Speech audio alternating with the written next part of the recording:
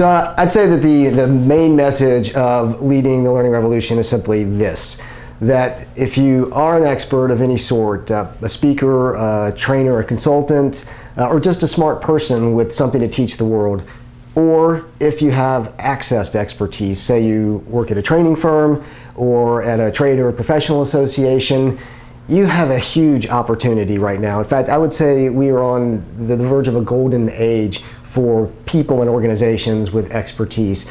And there are 3 reasons that I think that. First of all, we now live in what I characterize as a global learning economy. It's not a knowledge economy. Knowledge isn't enough anymore. Each of us has to be constantly learning and relearning throughout our lives. And anyone who can establish themselves as the resource within a particular field or market is going to have a tremendous opportunity to lead that market. Next, there's a gap in what I refer to as the other 50 years. If you think about it, most of us leave the formal education system sometime in our early to mid-20s, if not earlier. In most developed countries, that means you've got another 50 years or so in front of you.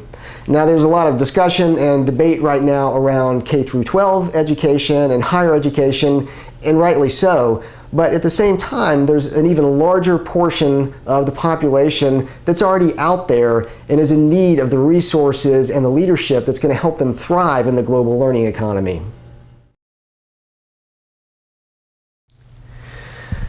Finally, and this is the point that really turns the first 2 points into such an incredible opportunity, we've now reached a stage where even an individual subject matter expert has the tools to be able to reach a global audience in a very sophisticated way.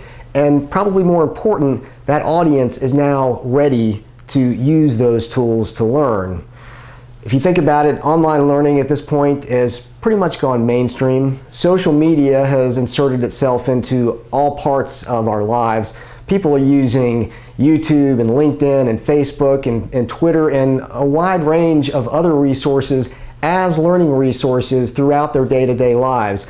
And I think of this as learning that's not only lifelong, but because it is touching our lives in so many different ways, day in and day out, it's really life-wide at the same time.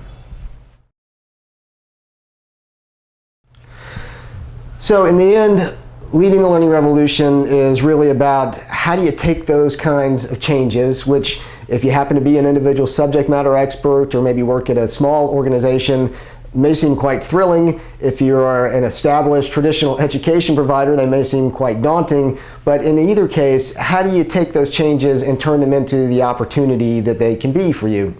Now, part of that, of course, is how do you actually build a business? How do you make money in the market for lifelong learning? That's a big part of what the book is about. But for me, what's even more important is how do you use these tools in a way that you can have an impact on your audience at a level that's just never really been possible before. And that, for me, is the essence of leading learning, and for me, that's the essence of the learning revolution.